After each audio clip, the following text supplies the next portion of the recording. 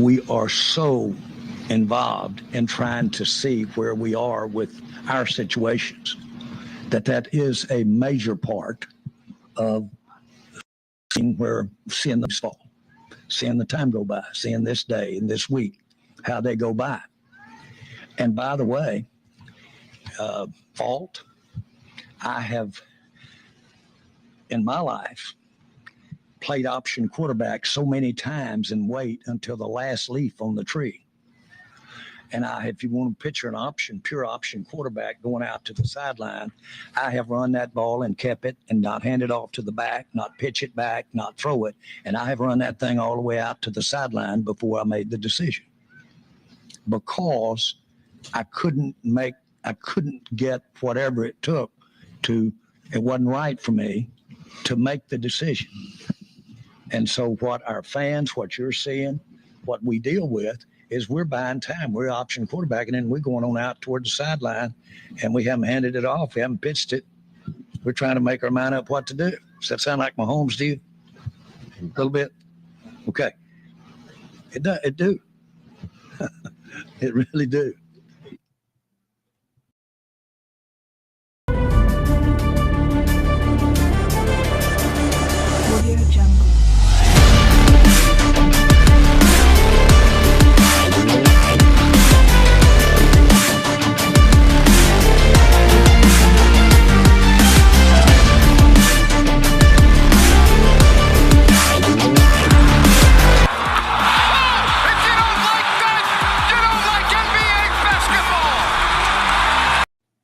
And a good afternoon to all of you. Ryan in Sacktown with you. It's the King's Court. Yeah, playing a little hurt. That's all right. You know, I rarely do this. I'm going coffee today on the show. And a shout out to the Kings sending me some really nice coasters.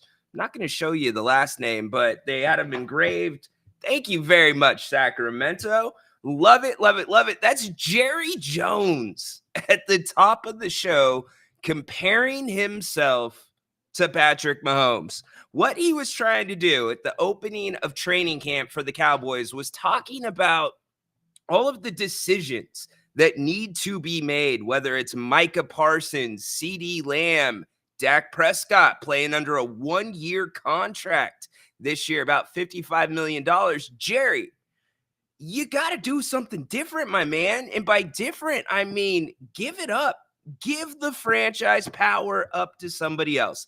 This Dallas team has gone 12-5 the last 3 seasons, yet the last 4 times they've been in the playoffs, they are 1-4. So don't you see that Prescott's probably not the answer to your problems? It's time to shake things up. But Jerry, man, it's always got to be about Jarrett, and he never ceases to amaze me with giving us a quote, calling himself an option quarterback. What, Jarrett? You wait till the last second? Man, John Finch calling you. How about them Cowboys? Man, what's it going to be for Dallas this year? Is it going to be a similar type of year that we've seen the last 3 where they have a regular season and then it all craps out come the postseason? Could they actually make some noise? Last year, you remember, they looked like one of the best teams in the NFL until they ran into the San Francisco 49ers. So it is what it is with Dallas. Interesting situation. But again, happy to have you here on the King's Court. Ryan in Sacktown with you. Don't forget, we will be back at 8 o'clock tonight. Grant and I bringing it home. We'll do another open forum show. We had a nice discussion last night about the evolution of radio, the evolution of content creating. And he brought up Tom Brenneman. Grant brought him up, and him getting a second chance now to call games after something that he said on the air, did not know he had a hot mic, and made a homophobic slur. There's an article that I want to kind of talk about on him and him getting a second chance, but more, I want to talk about what this business is kind of turning into. And the ability for anybody, we talk about it, put a microphone in front of you, crack it open. But what do you got to do to be in it for the long run? How do you be successful in this? And there's a reason you're seeing the big players, Pat McAfee, Jim Rome, just to mention a couple of them that have gone digital. Really, the backside, which is terrestrial radio, is the afterthought when it comes to them now.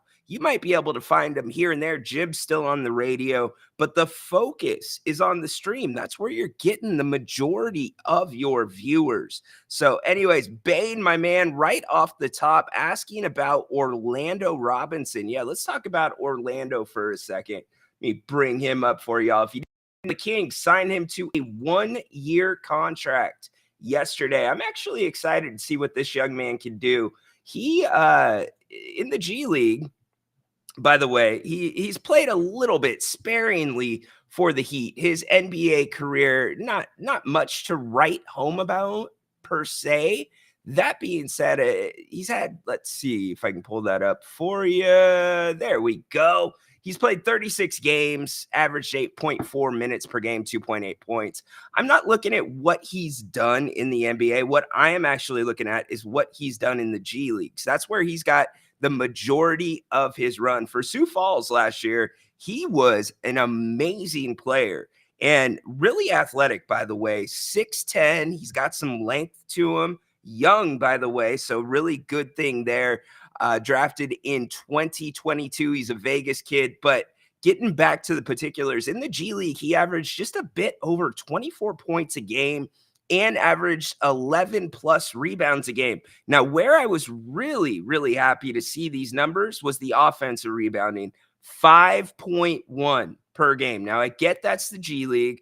I understand different level of competition, but he fits the mold of what the Kings are trying to do in terms of his age, in terms of where he's at in his career. It's a very low risk move for things, and I like it. He is a little bit different than Alex Len, who currently is your backup center. Now, you can make an argument that Trey Lyles is actually going to be the backup center because the Kings are going to go small more than any, or go small more times than not. But the Kings still need to be able to defend the Dallases. They've got to be able to defend the Minnesotas. And the Kings actually had a lot, and I mean a lot of success last year against some of those better teams that you saw playing late into the playoffs. I put it out at the time when Dallas made the Western Conference Finals. I said anyone but Dallas. And I knew that was going to be a thorn in Vivek's side because the Kings, up until the All-Star break, had been a better team than Dallas. They were ahead of Dallas in the standings. And then what happens at the trade deadline? Dallas makes a couple of residual, I'm going to call them residual moves. I know one of them with PJ Washington cost them a first-round pick, but you change things up a little bit. You make small moves on the outside that end up bringing or pulling the chemistry of the team together. And what happens? They make the Western Conference Finals, and they roll Sacramento twice in their own building, which really was the end of the Kings' playoff push.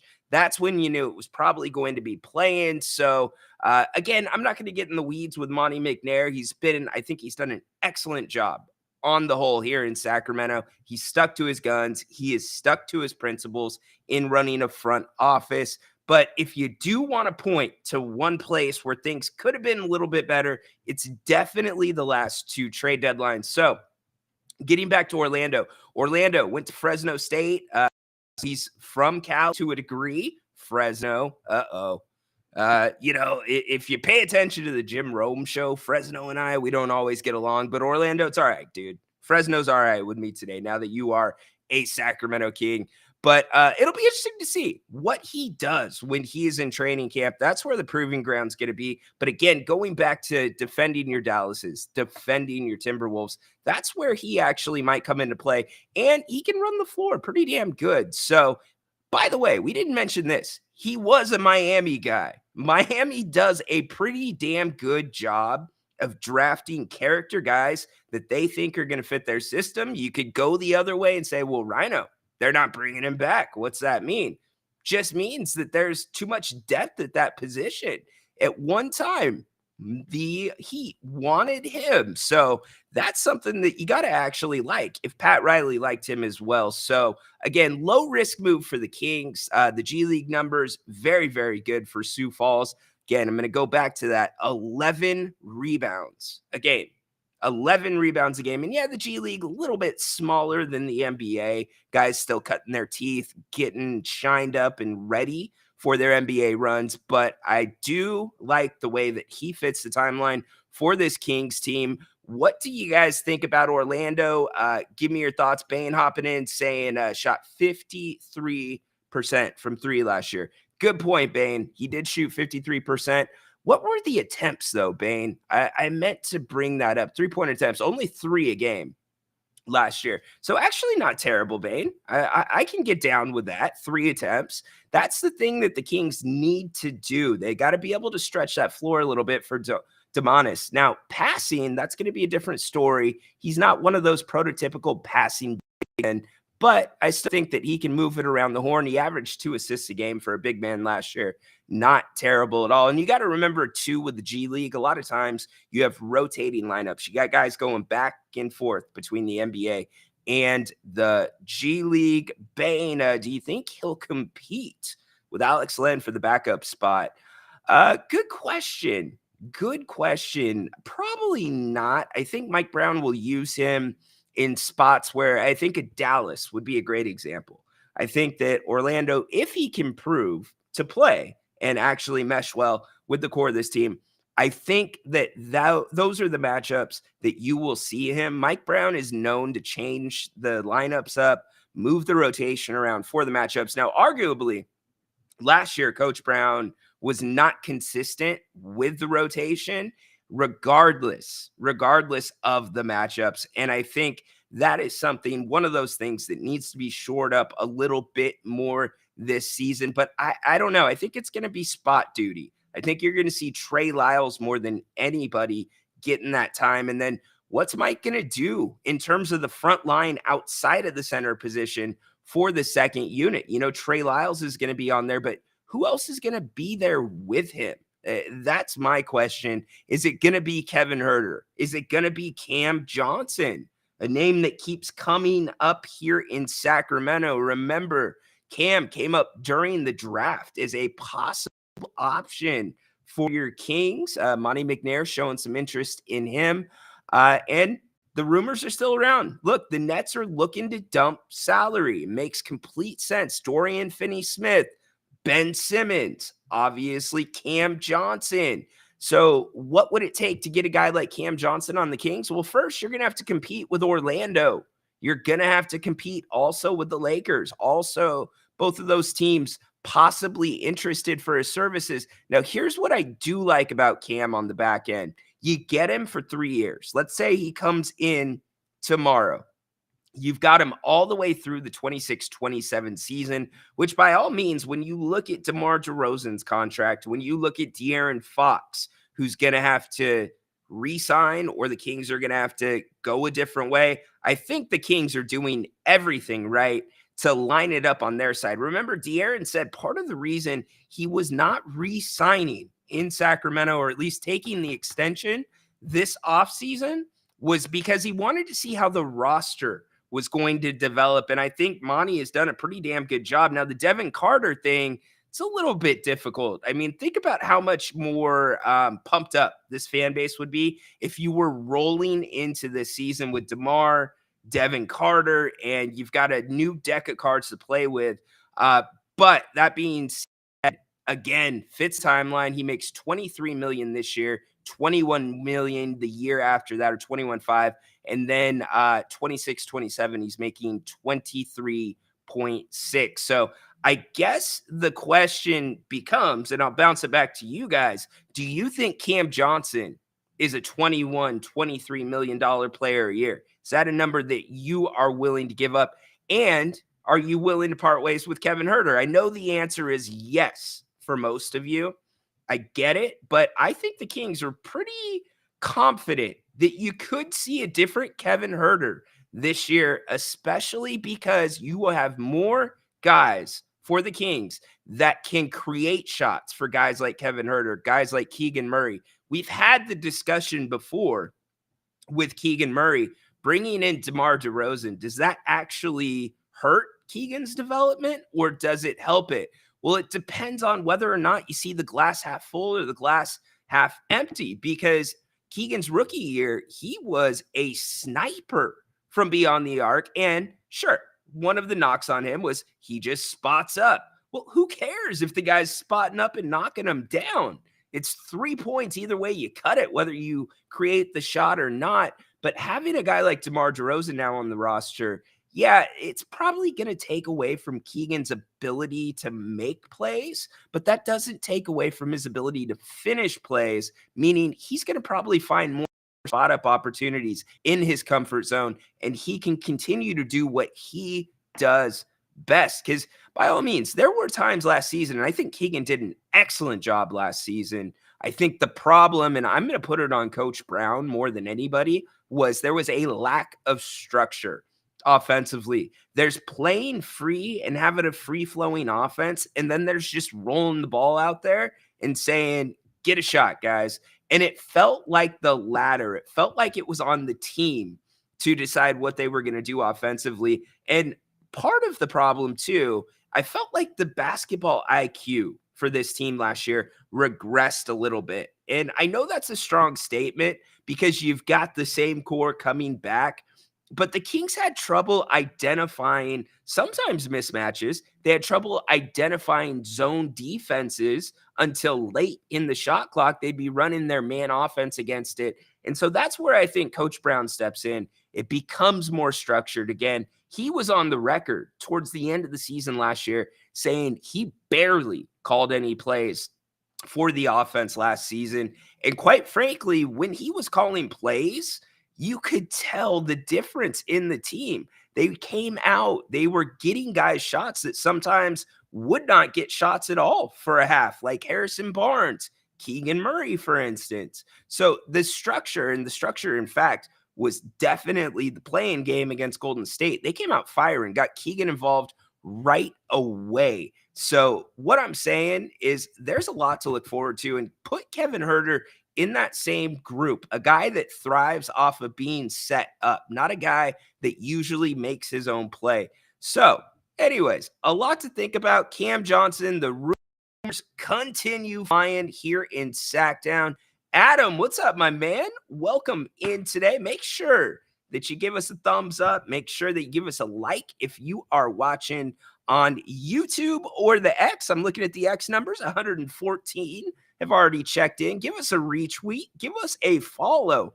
By the way, we are just a couple followers away from 1,000. When we get to 1,000, we're going to be making some announcements on the channel, including a possible get-together, which could be a lot of fun.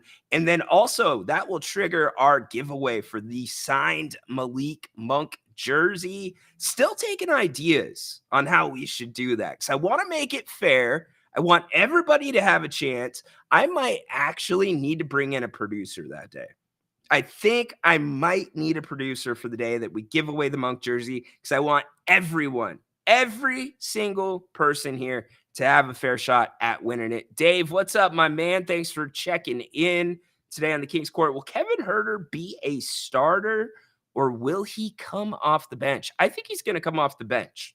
And the reason I say that is I thought he played really well off the bench last year when Mike Brown was bringing him off prior to the injury. I thought that, well, I guess it was earlier in the season, but I thought Kevin played a little more freely. I thought that, there is a difference between playing ones versus ones and twos versus ones, and vice versa, or twos versus twos.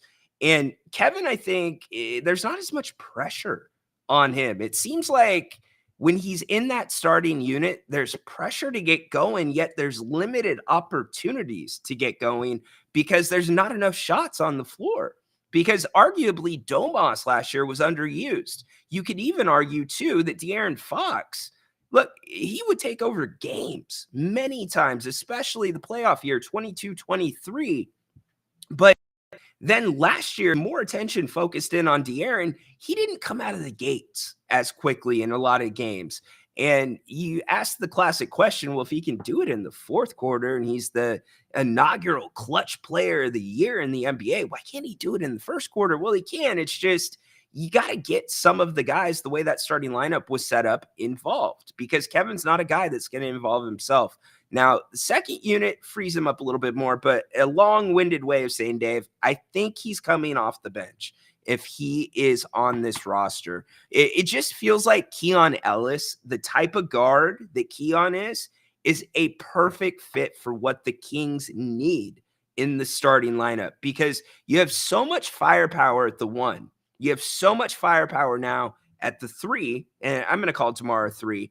And then Domas, undoubtedly what he can do, spreading the ball around and then also scoring, usually needs to be set up, but that's where his game needs to take the next step. So when you bring in a guy like Keon Ellis to the starting lineup, not only is the defense much better and it frees De'Aaron Fox up to do a little bit more of that free safety role, he can get a little bit looser, look for opportunities to jump in passing lanes, but it also does not make you beholden to getting Keon Ellis involved in the offense. Keon knows his role with this team. It's if you're open, shoot the ball and knock it down.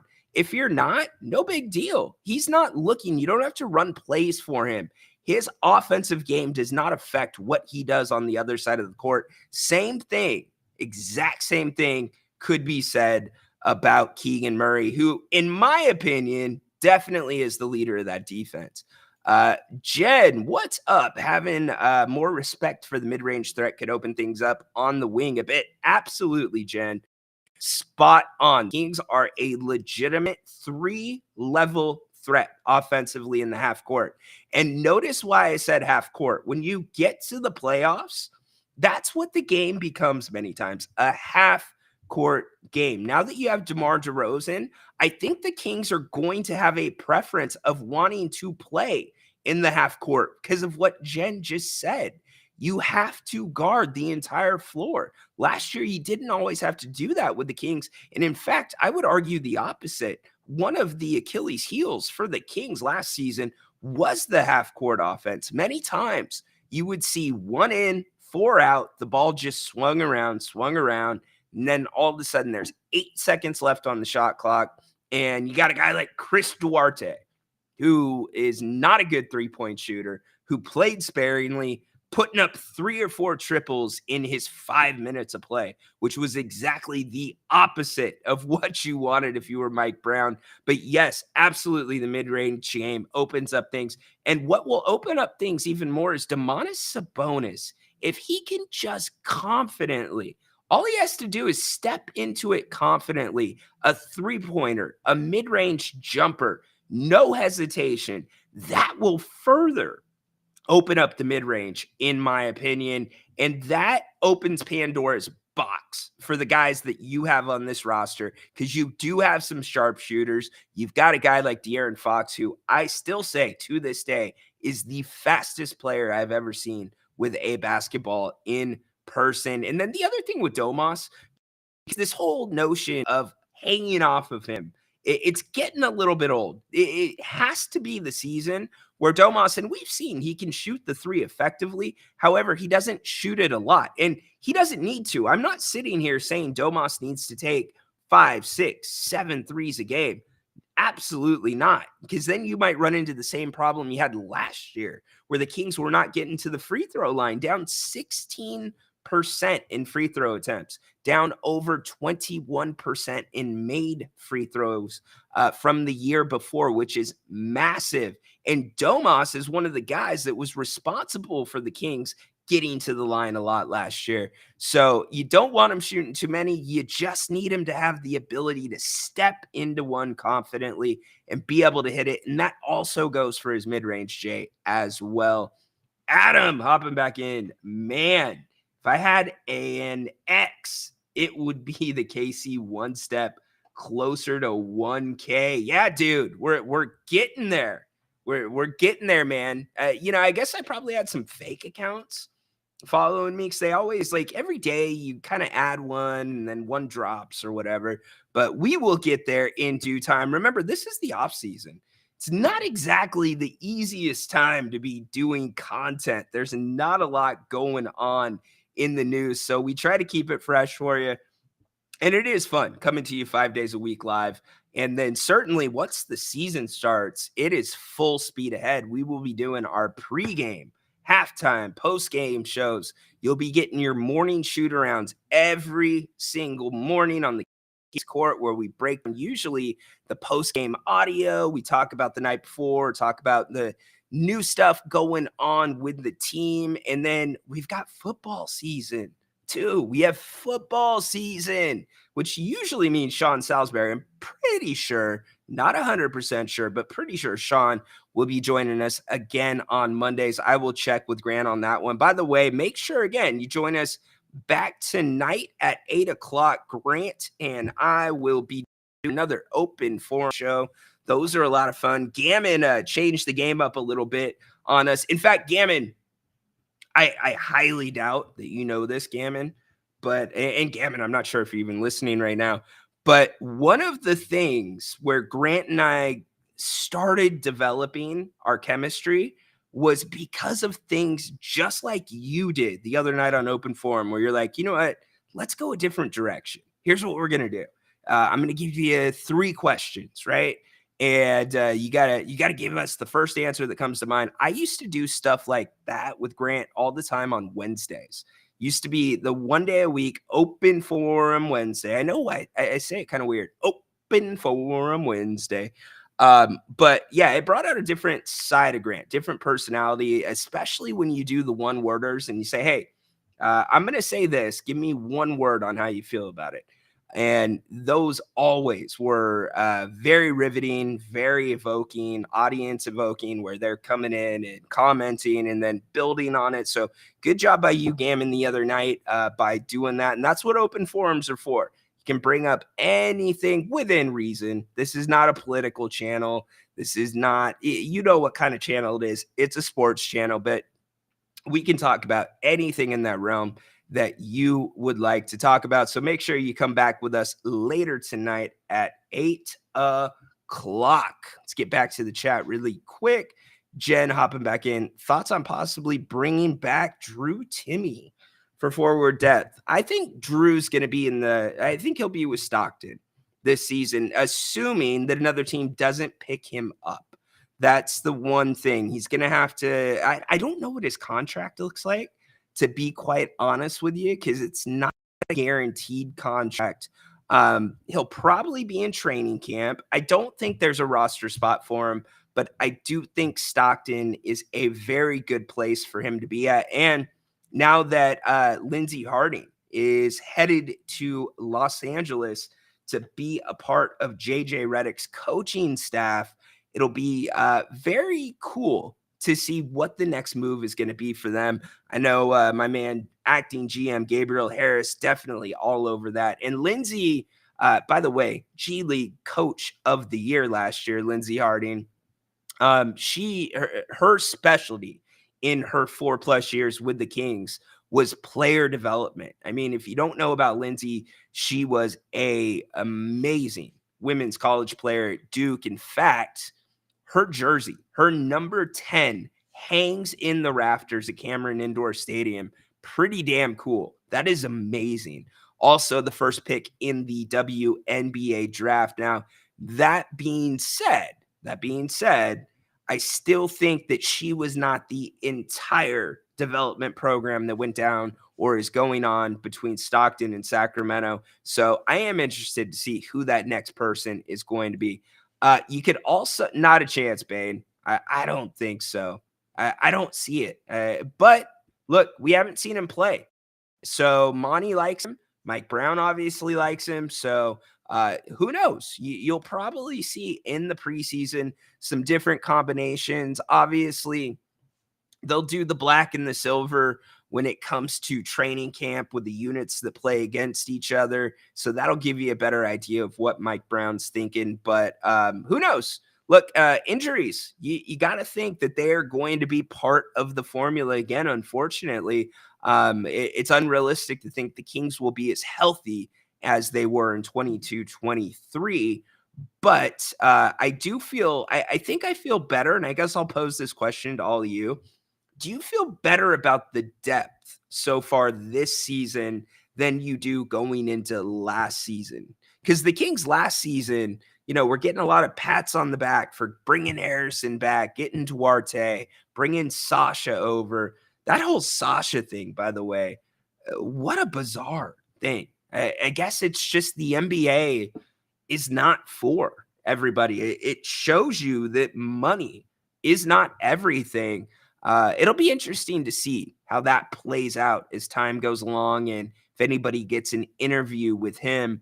But I think the depth this year much better than what the Kings did last year. What's up, Derek? How you doing today, my man? Mullets are back in style. I love 2024, dude. It's also the year of the rat. Did you hear about this? That women are looking for men that look like rats. And then there's guys that are having plastic surgery to look more like a rat. I think a mullet actually goes hand in hand with the mullet, or a mullet goes hand in hand with the rat thing, I should say. You know what else is actually kind of funny? Check this out. We're going to go here really quick before we get to anything else. This is going to bug some people. It has been reported today that Southwest Airlines is no longer going to be doing open seating. How do you feel about that? I'll give you my take on in a second. Here's what I do know. If you guys don't know that commercial that's below me right now, you should. That is literally one of the funniest commercials, in my opinion, of all time. The Southwest Airlines commercial. They did a whole ad campaign around its football season. And this dude drops his keys, and the lady walks up behind him, and she just starts, blue, 32, green, Omaha, Omaha. Funniest thing ever. But anyways, getting back to the story, Southwest no longer doing open seating. They're going to assigned seating. And I don't have a problem with it. You know why? I can't stand the rat race that goes on, because as it was before with Southwest Airlines, you would get a boarding group and then you would get a number, right? So, for instance, A27, A27. Well, you get in the A group, but then you got people coming up to you. Oh, are you 23 or what number? Oh, I'm 20. And you're lining up, and it was just a pain in the butt. On top of that, you have people that are always trying to get into the line early. It's, speaking of rats, it was a rat race. And if you've never been a part of a drug deal, which I have not, and I hope none of you have either, it's probably the next closest thing where you have people being like, hey, I'll pay you $5 if you save me a seat. Like, can you save me a seat next to you? $5, $7 and a cocktail on the plane. There's all this haggling and negotiating going on. And so, anyway, Southwest getting in line with everybody else that does it already. They're going to do assigned seating, which I think is so much better because it takes that entire element that I just talked about out of it. You already have your seat number. And if you are somebody that lines up early for an assigned seat, you might want to rethink a few things, because you don't have to line up. When it's your turn, you just get on, or you can wait till the end and get on. And I guess people too, here's the other thing. They were getting frustrated because if anybody here has flied with Southwest lately, you can upgrade your ticket or you can upgrade your boarding number. So anyways, Southwest, they are now going to be adding some more red-eye flights, and hopefully with the money that will possibly, I'm guessing more money will be made because of this. Why would they make a move that doesn't make more money? They can bring back commercials like that, because those Southwest commercials are second to like the Terry Tate office linebacker commercials. They are so freaking funny. Yeah, right, Adam? Don't sit next to me. Yeah. How many people have had that weirdo sit next to them on an airplane? Like they're intentionally trying so hard to start a conversation. And I have no problem with people being friendly. But my wife actually, she was going and she was pregnant at the time. She was going to Vegas to go see the Michael Jackson Circus Olay show or Cirque Olay show. And this guy just would not stop hitting on her. And the entire flight, he was trying to, I guess like what month she was with her pregnancy. And like, yeah, it takes all that away. Now you can, if you're flying with somebody, you are guaranteed to have them sitting next to you. But yeah, Southwest, you can now also upgrade your ticket for more leg room, some of the other amenities that the other airlines have. But yes, Southwest Airlines doing away with the open seating and the open boarding. I'm going to put up my man Cam Johnson because there's been a lot of talk about him and the Kings. Mark hopping in. People saving seats on Southwest sucks also. And I like Southwest. That's what I was saying. It's like a drug deal, man. You got people that don't know each other and they're like, hey, can you save a seat? Like I'll pay you $7 and I'll give you I don't know, give you a drink ticket, or it's so weird. I'm glad that they are doing assigned seating. Definitely. Jen hopping back in. Trains. Let's see, that broke there. Trains for the win, if possible, for a time. Jen, I don't mind a good train ride. Those can be really fun. I used to do one all the time between San Diego and Santa Barbara. What a beautiful, beautiful trip. Now, Amtrak sometimes can be good, sometimes can be bad, depending on who's riding with you. But going up and down the coast, that's beautiful. And in fact, that's how a lot of the world gets around, by the way. It's just what Jen's saying, the trains. In fact, the men's basketball team, they are not actually playing basketball in Paris. They're playing about 80 minutes away via high-speed train. So that is turned into this entire thing, which it is every Olympic year, because Team USA will not be staying in the Olympic Village for obvious reasons. I get it. They're a little bit more of a high profile or a bigger target, I would say, especially if you're worried about security. And I don't mean physically. They're more known. It's LeBron James, it's Steph Curry. They're recognizable worldwide. And here's the other thing. Did you hear that they have cardboard beds again for the athletes? Take a guess at why they have cardboard beds for the athletes. The reason might surprise you, but Team USA will not be staying with the rest of the Olympians.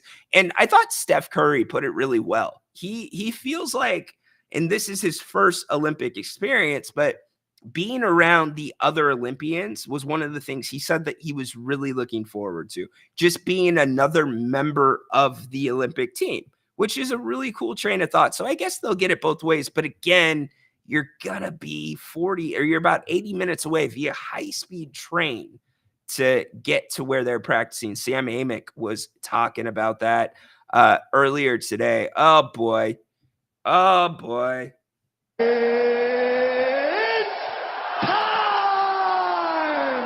It's time for the train to come off the tracks. Haunted Horse is in the house. I would never fly Southwest because I want assigned seats. I might fly them now that they are changing it. See, you're with me. I feel like I am in the minority, but everybody here in the King's Court is with me about you like having assigned seats. It just makes more freaking sense. And by the way, when you have assigned seats, here's the other thing that happens. It gives you a better opportunity of getting cool upgrades. Did you know that? So if you don't know, I come from a family of pilots. So I am the only male in my family that does not know how to fly a plane. But the reason that I'm saying this is because a lot of my dad's friends, they fly for the airlines. My dad did not fly for airlines. He flew privately. But anyways, we were in Maui one time because what happened is they will upgrade you. Speaking of the airlines, Southwest doesn't have first class, but other airlines do. If there's people that are waiting to get on that flight, they're on standby, they have multiple people, and let's say there's two of you and you're in a row where there's an open seat, they can charge the people on standby way more to get that last second ticket. And they would much rather move you to the two open seats in first class and sell that entire back row if there's three of them on standby. So it opens up all these different opportunities to maybe get the seat with extra leg room, to maybe get in first class once in a while. Ryan is wearing a horse shirt today. True. I am wearing a Boise State shirt. Actually, it's a Bronco shirt, my man. Come on. It is a Bronco shirt. Let's see. I saw a question about Drew Timme. I didn't want to let that go. We already went over the trains. Let's see. I want to get to everything you guys are putting in the chat. Please don't sit down. Yeah, that's exactly right, Adam. We already hit that one. Southwest is the Walmart of the skies. Well, they've been in business over... This is the first change for them of this magnitude in 53, I believe it's 53 years. Are they the Walmart of the skies? I don't know if they are. Southwest doesn't feel like Walmart to me. I mean, yeah, you get your free bag. No, you know what? Southwest is not the Walmart of the skies. It's actually, help me out, y'all. What is the airline that flies out of Stockton, goes to Vegas? Spirit came to mind. Is it Spirit Airlines? That is the Walmart of, their flights are crazy, by the way. Some of the hours and the layovers. Yeah. So is it Spirit? I forget what it is. Somebody pick me up here on that one. Yeah, don't get Ryan started on first class flying. He's a damn snob. I am not a snob, bro. Really? We're going to go there, Haunted Horse? We're going to go there, brother. No, if you book, all I'm saying, Haunted Horse, okay, Horse and I, by the way, have had this discussion many times. If Spirit, yes, thank you for picking me up. Spirit is gross. They are the Walmart for sure. 100%. Yeet. Yes, yeet. They are the Walmart of the airlines. But no, Haunted Horse, my point is, brother, if you book your flight well in advance, you can get some really good deals to where you're paying like $20 more for first class. So why wouldn't you do that? That's not snobby. Come on, man. Then you get the free drinks, you get extra leg room, get all that good stuff, my man. Yeah, maybe it is Frontier. Frontier, it's Spirit or Frontier? Frontier is the one that flies out of Stockton. I've heard some horror stories about that airline. So, yeah, what is everybody's favorite airline? Actually, now that we're on the topic of airlines, I am partial. I'll throw mine out there. I love Alaska Airlines. I think they do a great job. Jen, we have a story about this. ESPN eyeing Charles Barkley inside the NBA crew. Charles has already made it really clear that he intends to retire after this season, regardless of whether the NBA does end up going with TNT. What a mess, by the way, with this entire situation. I can't wait for more details to come out about this. There's got to be more to it because the NBA really, even though it's the same offer, they greatly preferred Amazon's offer for the secondary package of NBA coverage in the new media rights deal. And TNT, by the way, or Warner Brothers Discovery had the opportunity to match. There was a clause in the last agreement that gave them a period time to match. Well, they're claiming that they matched the offer, but yet the NBA is moving forward with Amazon's offer. And it's funny because Adam Silver talked about this multiple times this season. He said that we are going to be changing the way or looking at changing the ways that you basically take in the NBA. Things are going to be, he didn't say drastically different, but things are to be different. We're going to update it. And you've got to think with Amazon now. You got to think with Peacock. Now, Peacock's going to have over 100 games on Peacock, which means if you don't subscribe to Peacock, you're missing out on 100 NBA games that you would have normally gotten on ESPN or you would have gotten on TNT, etc. Amazon, I get a lot of people have Amazon Prime, but to your point, Jen, the entire thing about Charles inside the NBA, you can't replicate that show. In fact, David Aldridge had a really good article that he wrote in The Athletic about the quote unquote magic of that show and just how special it has been. There's going to be a really, I would guess, and I don't know how this is going to work because I've not seen the contract.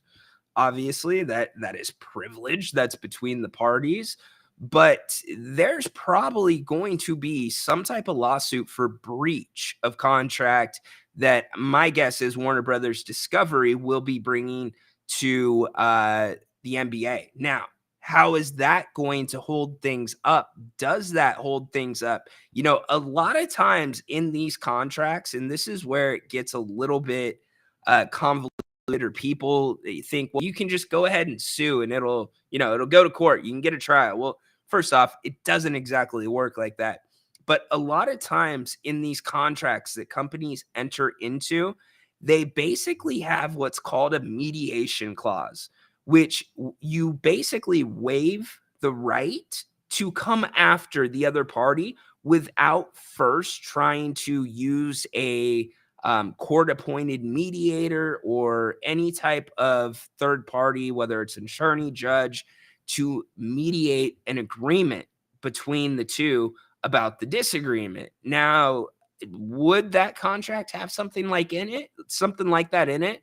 Possibly. If it doesn't, it's going to be probably a very expensive, a very public, and a very ugly lawsuit between the NBA and Warner Brothers Discovery, because this is a lot of money we're talking about. And yes, you're talking about Inside the NBA, which to me is the best studio show in the history of my lifetime. I don't think there is a better sports studio show than those four guys. And in fact, I am an old school dude where when they put Draymond in with the guys, I don't like it. I love Vince Carter. I don't love him on Inside the NBA. Give me Shaq, give me Charles, give me Kenny, give me EJ, and we are good to go. They make magic together. So Charles would not be a part of it. And, you know, Charles, it was really kind of embarrassing. In fact, let me see if I can pull this up. I might be able to.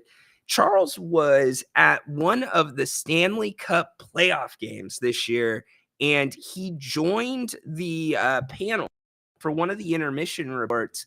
And the ESPN guys, because it was an ESPN game, they were going after Charles as much as they were talking about that period of hockey, which was totally ridiculous. Charles is like ducking it left and right. They're like, well, Charles, you know, you can come with us, blah, blah, blah, blah, blah, gooba, gooba, goo. And he just wasn't having it. He wanted to talk hockey. He didn't want to be, you know, basically poached. He didn't want to be, you know, it was gross to me. They were just splurging all over the guy. We're getting some favorite airlines in here. Allegiant, they're always canceling flights. Horses with me, Alaska. Adam, it's because Americans out of Dallas, bro. Huh? It's because Americans out of Dallas. By the way, Adam, you guys have some wild weather in Dallas. Every time I have passed through Dallas, there has been some type of significant delay because of weather. In fact, one time we had to spend the night in the airport. That was kind of weird. Let's see, NBA and every league less worried about what the fans want, making the product better, just making more money. Grant hit the nail on the head. Sorry, y'all, because I am dealing with a little something. I am going to be taking a couple sips in there. I know my buddy Damon Bruce, he has the sip of the day that he does with his coffee. I'm not going to do that. I'm just going to have a quick sip. There we go. Anyways, yeah, it is about making money. That's what the ownership is all about. You got to get the players tied into that as well. It benefits them as well. But also, I think what it is, this is just my gut feeling. This is nothing more than a reckless assumption. I think the NBA knows that the younger audience is less likely to have cable television and more likely to have an Amazon subscription, more likely to sign up for Amazon Prime rather than go and get DirecTV just to be able to get TNT games or Comcast or whatever your carrier is. And on top of that, I see somebody talking about NBA League Pass.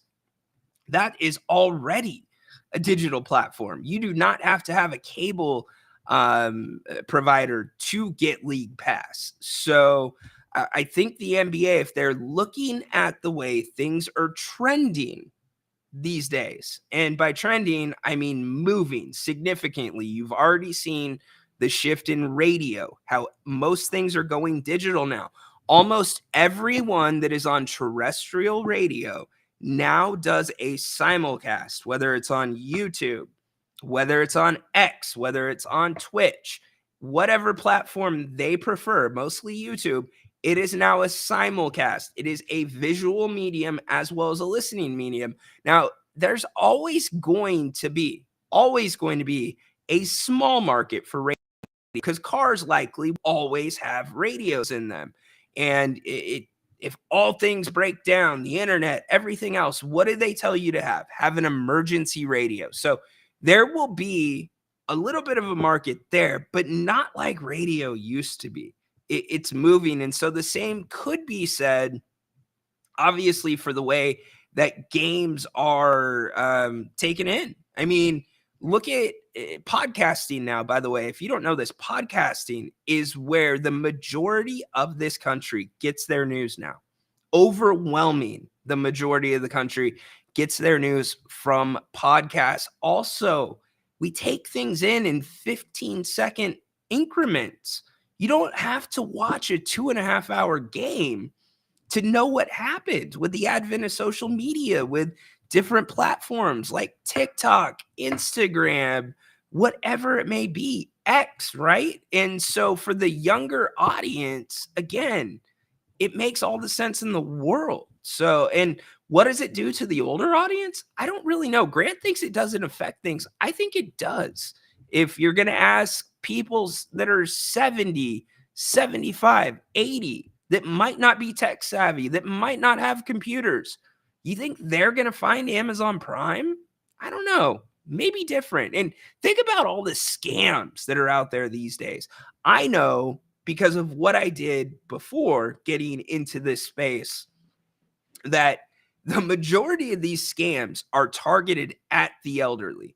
And a lot of times, even though it is something that is 100% official, many elderly people are very skeptical about even putting their credit card online. So to sign up for Amazon Prime or to sign up for Peacock, I get where that could be a difficult hurdle. Mark, it's a great question because it really depends on the regional sports networks. That's what it comes down to. And how that's going to be handled. The regional sports networks, and James Dolan doesn't do much well, the owner of the Knicks, but he put out a pretty good article about how he doesn't agree with the new media rights deal, and he laid out the reasons why. But the Padres, for instance, their regional sports network went bankrupt in the middle of a season last year. So residents of San Diego, the only way they were getting their local Padres game, by the way, Padres pitcher today throws a no-hitter. How about that? You rarely see no-hitters today, but good for him against the Nationals. But getting back to the point, I think that NBA League Pass might, and I mean might, be the only way that you're going to be able to get your regional games. And I don't think that NBA League Pass is going to be one of those things that you have to buy the entire league. I think they're going to sparse it out. And so Amazon, Peacock, both digital platforms, right? There's a way they could work that in. And so I am sure that there are options within the new deal that give them the rights to possibly eat some of those regional networks up. You guys remember the COVID times? The Kings, one of the big reasons for the bubble, by the way, when they came back and started playing again, was because the regional networks are guaranteed a certain amount of games per year. If they don't get those games, I think the number was like 65. It's right around 65 or 70. If they don't get that amount of games, the contract's void. And think about how much money the Kings make off of that. Vice versa, the networks make off of that with their advertising. And so that is why the bubble came back for the rest of the regular season.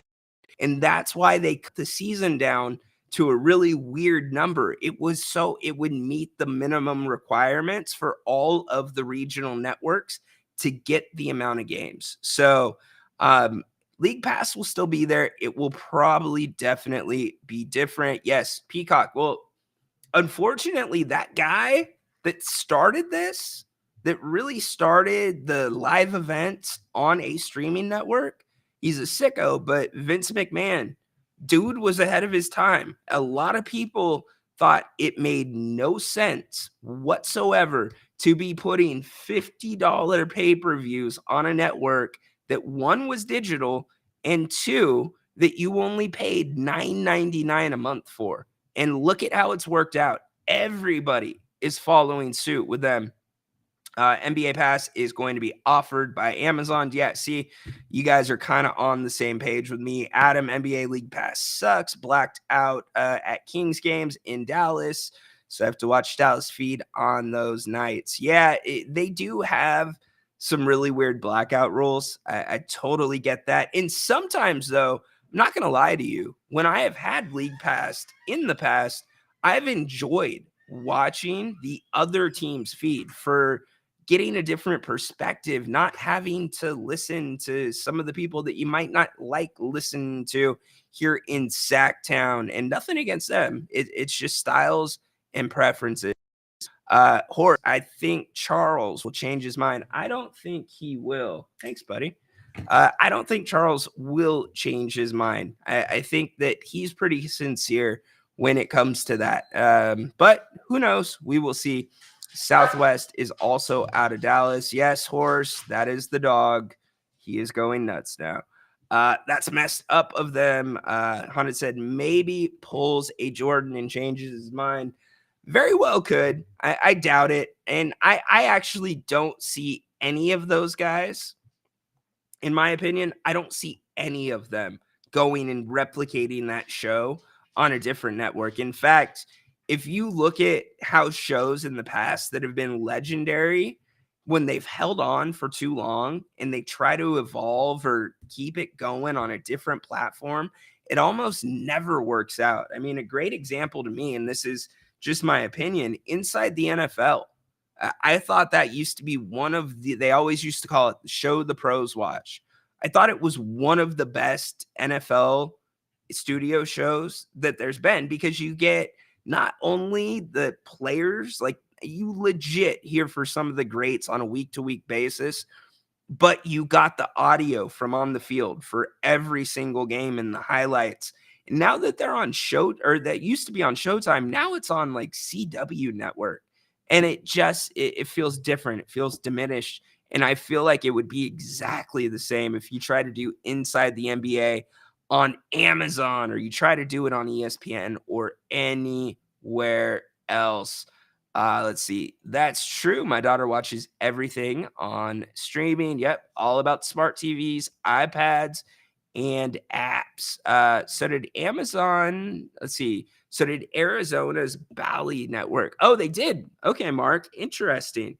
So there you go. And that's the problem. A lot of these regional networks, they're in like the different parts of the country. So Bally's, I know that they were back east too, right? And so they've got all these different little spots where they're getting different teams, and it just doesn't work out. I mean, how many iterations have we seen of the NBC Sports California? Before that, it was like Comcast Sportsnet, and before that, something else. So, yeah, Adam hopping on the same thing. Interesting. You can buy a single team. There you go. Well, let's see, Dago hopping in. Well, I don't have to worry about anything or any of that since I watch all my games for free through some free apps. Oh, interesting, Dag. All right, Dago. You're gonna show off. You're flexing. What kind of free apps you using, my man? Adam, it's nice to watch the stadium view and see the halftime shows. So yeah, that's interesting. That's what a lot of the international viewers get, by the way. If you are somebody that is overseas and you've got NBA League Pass or you're watching an NFL game, you get that long stadium view during timeouts, during halftimes. Very good point. Flores, what's up? I know, man. I'm playing hurt. I am playing hurt. We're going to go a little bit shorter today because of that. Got a little coffee here and to work it out. But yes, it's just the sound of weakness leaving your body. That's all it is. No worries. Alberto, do I still have cable? Yes and no. It's complicated, basically. No, I do not pay for cable, but yes, I still have DirecTV digitally. So it's kind of weird like that. I'll be real with you, Mom, Dad, by the way, happy 48th wedding anniversary yesterday. But I have their login. So yeah, I guess I still do kind of have DirecTV. So thanks, Mom. Thanks, Dad. Love you guys. But isn't that kind of how it is, though? Like, at least for us, so my brother who lives in Idaho, we'll exchange our different logins because you can get so many different. I think you can have like 3 or 4 users depending on the app. So they'll buy half of them, we'll buy the other half, and we just mix and match and trade around. But even my parents with DirecTV, I'll say this because we go over there maybe once every couple weeks. DirecTV is not what they rely on the most. They are watching a lot of the smart TV apps. We have Apple TV, so we run off of the apps as well. Man, I still had a lot to get to today. I wanted to talk about some of the self-reporting, by the way, that's going on in the NFL with injuries. Self-reporting is actually up, which is a good thing in my opinion. Some people do not think that is the best thing because you're seeing players retire earlier. You're seeing guys pull themselves out of games rather than playing through things. One player said it best: I can have my knee replaced, I can't have my brain replaced. And one of the big things that's going to be different this year is the Guardian caps. We've talked about this a little bit over the last couple days, but the Guardian caps, the players can now use them in games. That, if you don't know what a Guardian cap is, that is what it looks like. So it looks a little weird, but get used to it because I think more guys than not are going to be wearing these. We'll carry that story over to tomorrow. Also have a couple other stories that we will definitely carry over to tomorrow. We are going to cut the show off because we're going to be back at 8:00 tonight. I'm going to save the rest of my voice for that one. I appreciate all you being here. There's so much more to get to. More Cam Johnson, more Orlando Robinson, definitely football. Trent Williams holding out for the Niners. We talked about Jera and the Cowboys at the start of the show. What's going to happen with Jordan Love? Is he really worth $50 million a year? WNBA rights, their new media rights deal. Now, check this out. Their deal is reportedly for $11 million or for $2.2 billion for 11 years. Think about that compared to the NBA's deal. Is it a good deal or a bad deal for the WNBA? Remember, the WNBA has yet to have a profitable season. And this season, their viewership is almost tripled for regular season games, which is really interesting. Is it something the WNBA can continue sustaining? Is this a 1-year thing, or is this going to be one of those things where they are getting in on the ground level, and it's going to be a great deal for whoever is buying the WNBA media rights. Let's see, Mark, when I see that helmet, I hear Mario's brother's song. Well done, my man. There was an argument that they should go back to leather helmets so they try to kill each other. Yeah, I think the leather helmets are probably a little bit out these days. So, all right, y'all, we are going to wrap up simply because of the voice. But hey, thank you so much for being here. Tomorrow, Friday, it's your day. Take it over. We will have our Royal Rumble. Our record, by the way, is 9 people on screen at once. Can we break the record tomorrow? We will find out. Make sure that you're here. But more importantly, 8 o'clock tonight, Grant and I will be back. Please make sure you are subscribed to. If you don't like that, we would love to have you come check out Open Forum tonight. Still got a ton of things to go over. So hope you make it a great rest of the day. Thanks for checking in. Thanks for bearing with me through my raspy voice. And thanks for being really understanding about yesterday. We did not do a King's Court yesterday because my voice was worse than this. So definitely there was no way we were going to miss 2 days in a row, but we will be back tonight at 8 o'clock. And then certainly tomorrow, the King's Court back and better than ever at 2 p.m. Wrapping up the week. Adam will do likely his weekly wrestling hit. And by the way, holy crap, that AEW main event last night. Good job, Tony Khan. I guess you were kind of in charge of that. That was pretty good. I'm not going to lie.